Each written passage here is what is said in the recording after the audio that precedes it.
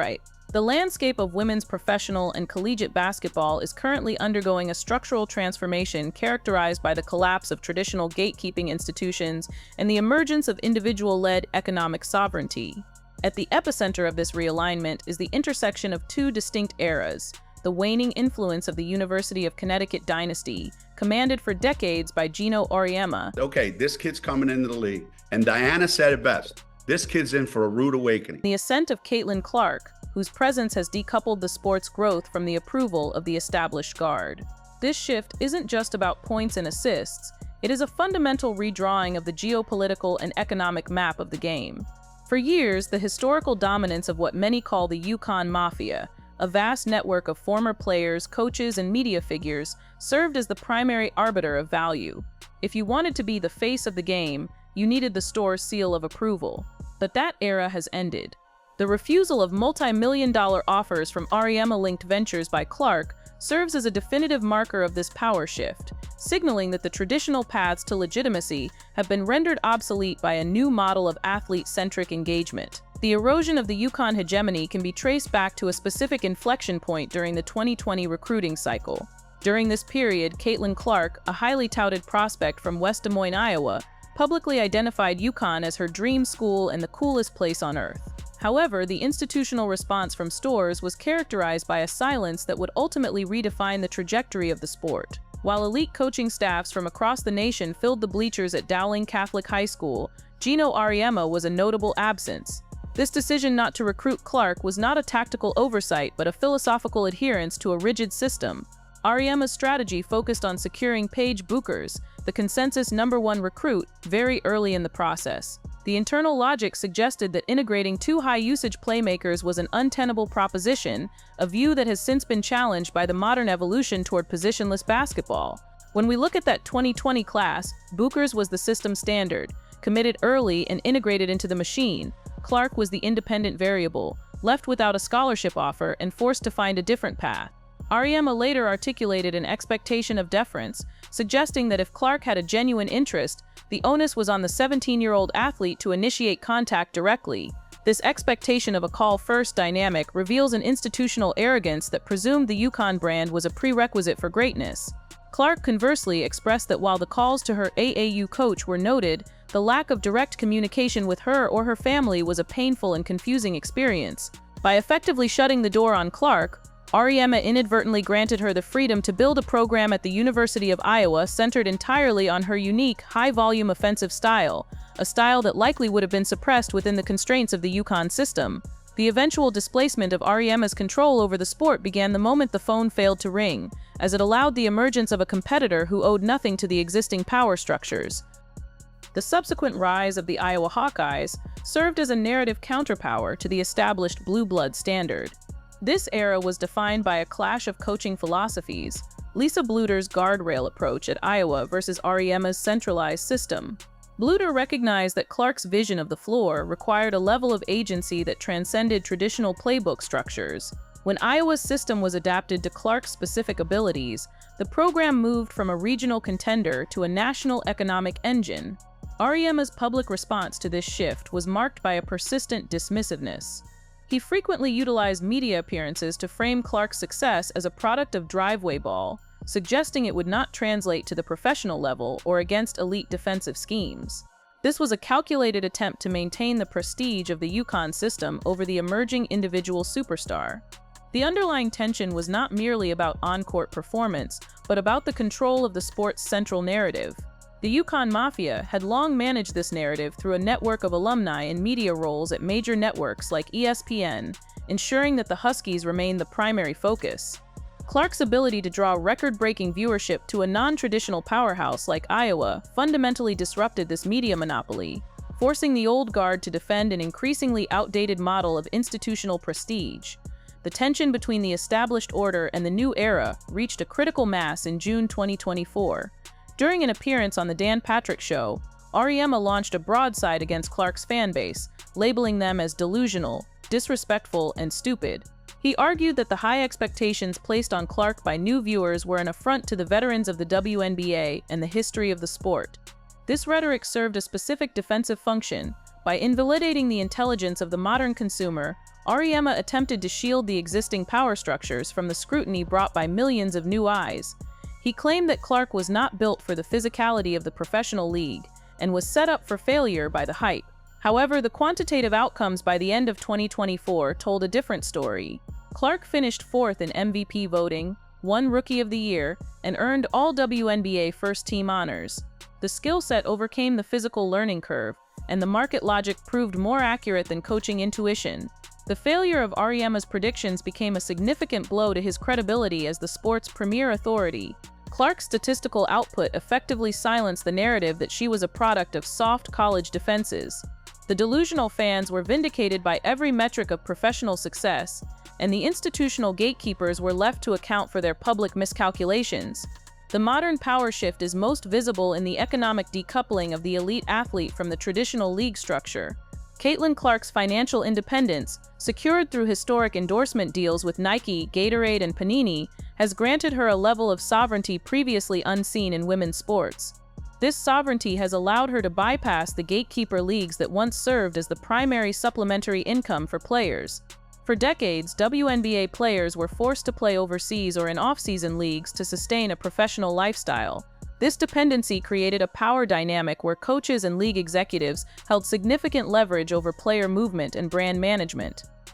The creation of Unrivaled, a 3-on-3 league co-founded by UConn alumni and backed by Auriemma as an investor, was an attempt to recapture this market share. The rejection of a $1 million offer from Unrivaled by Clark serves as the coldest marker of this new reality. For Auriemma, the irony was total. The coach who once expected a teenager to call him for a scholarship was now the investor offering a fortune to a player who no longer required his platform. Clark's no was more than a business decision. It was a refusal to participate in a system that had spent years attempting to diminish her. The data from the 2026 Unrivaled season highlights the risk of a post-Clark economic model that attempts to rely on traditional prestige. Without Clark's participation, the league saw a steep drop in viewership and engagement. The novelty of the 3-on-3 format could not sustain the momentum into its second year. We saw average viewership drop by over 20%, and peak windows plummeted by more than 60%. The absence of the Clark effect has exposed a fundamental flaw in the institutional strategy: the assumption that fans follow systems rather than individuals. While other stars like Breanna Stewart and Aaliyah Boston remain in the league, the quantitative evidence suggests that the modern audience is following the Caitlin Clark narrative rather than the UConn lineage. This viewership attrition represents a significant failure for the investors, including Auriemma, who banked on the belief that the sport's popularity had transcended any single athlete. The emergence of Project B, a multi-million-dollar international 5-on-5 league, represents the latest attempt to capitalize on the shifting power dynamics. Founded by tech moguls and reportedly involving event partnerships with major international funds, the league aims to offer salaries starting at $2 million per year. Reports of a $20 million offer to Clark for her participation fueled intense speculation regarding the future of the WNBA. Clark's subsequent rejection of this offer and her public commitment to the WNBA serves as a stabilizing force for the domestic league, even as she continues to leverage her position to pressure owners for better conditions. Project B represents a direct challenge to the WNBA's monopolistic control over the calendar. By offering equity and massive salaries, it seeks to create a live golf moment. However, without the involvement of the sport's most significant star, the league's ability to reach the American mainstream remains in question. Clark's refusal to participate in both Unrivaled and Project B demonstrates a strategic commitment to her own brand sovereignty, independent of any external league's billion-dollar war. The term UConn Mafia is frequently used to describe the perceived bias in media coverage and national team selection.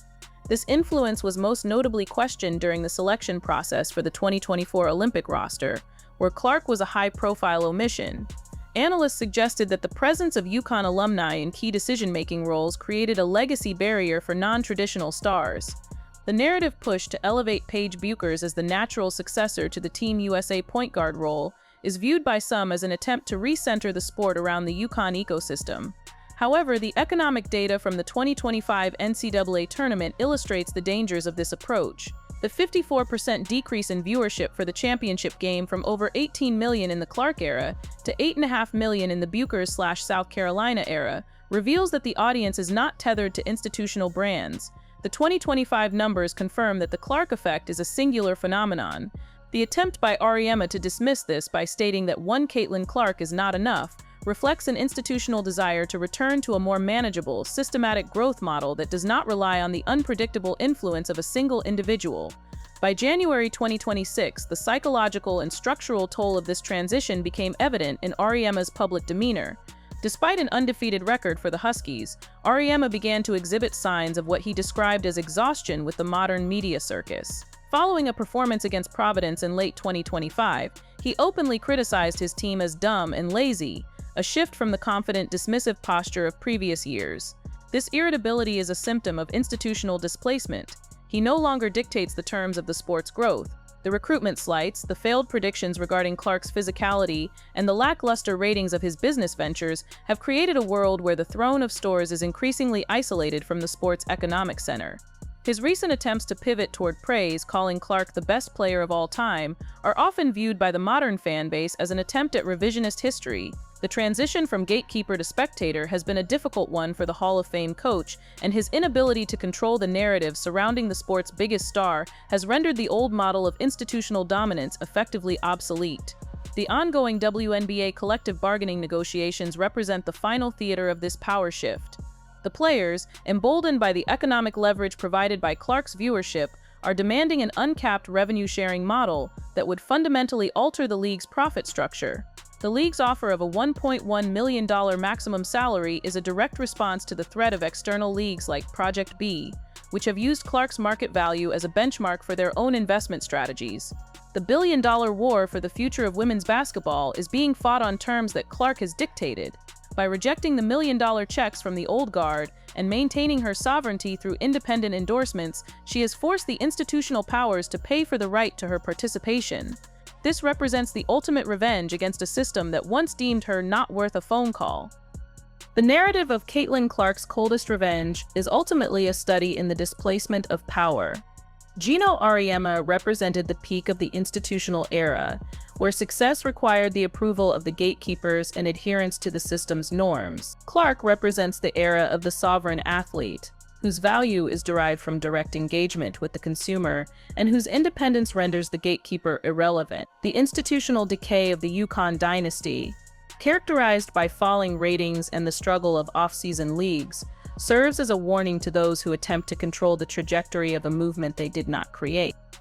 The throne of women's basketball has moved from Storrs, Connecticut, to the collective will of a global fan base that values individual expression over systematic conformity. The old model of permission-based leadership is dead, replaced by a decentralized ecosystem where the biggest star is for the first time in history bigger than the institutions that sought to manage her. The finality of this shift is measurable in dollars, ratings, and the quiet refusal of an invitation. When the old guard finally reached out with the rewards they once withheld, Clark's no signaled that the era of Auriemma's control had already passed. The sport is moving forward, and for the first time in 4 decades, the gatekeepers are being left behind.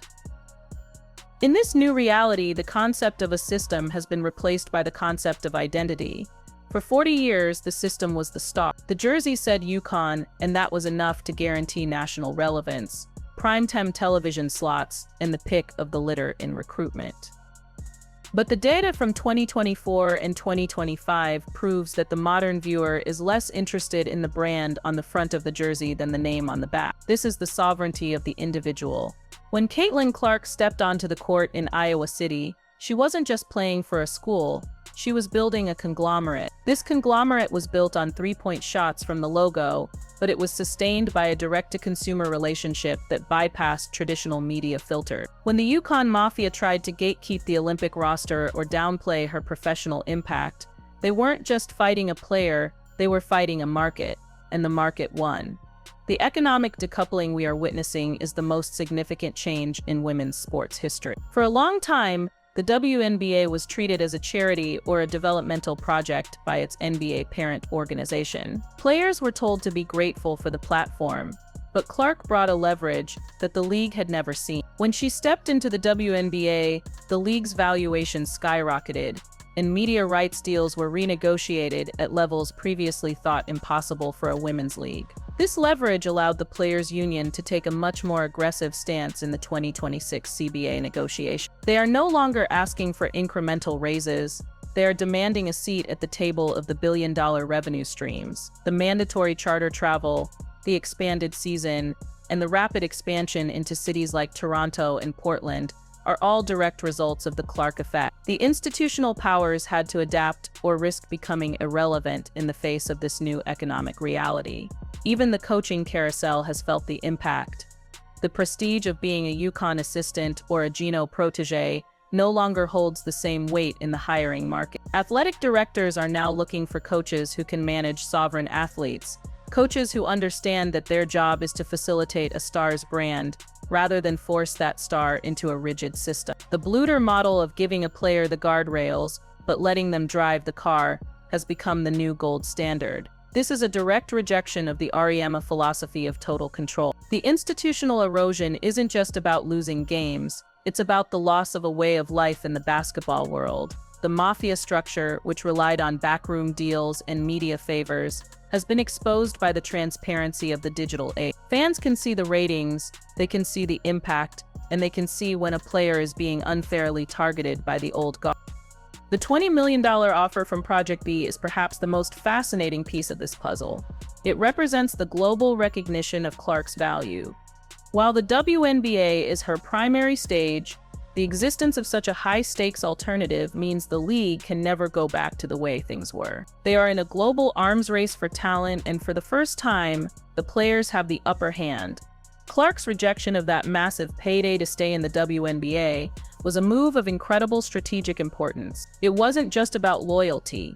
It was about ensuring that the platform she helped build remains the premier destination. By staying, she maintains her influence over the league's governance.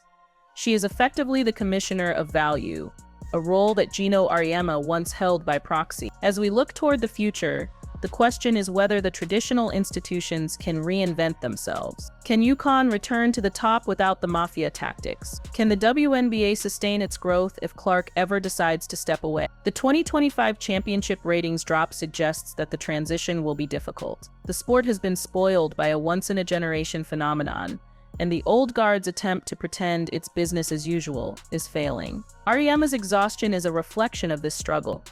He is a man out of time, a leader whose tactics worked perfectly in a world of limited choices and centralized power, but who finds himself adrift in a world of limitless options and individual sovereignty. The realignment is complete. The power has shifted. The throne is empty, not because no one is sitting on it, but because the throne itself has been dismantled and sold off to the highest bidder, the individual athlete. The coldness of the revenge isn't found in a public argument or a bitter tweet. It's found in the silence of a stadium that isn't full when the traditional powers are playing. It's found in the spreadsheets of a league that sees its value drop when the sovereign athlete isn't on the court. It's found in the fact that the coach who once wouldn't pick up the phone to call a high schooler now has to watch that same athlete change the world without him.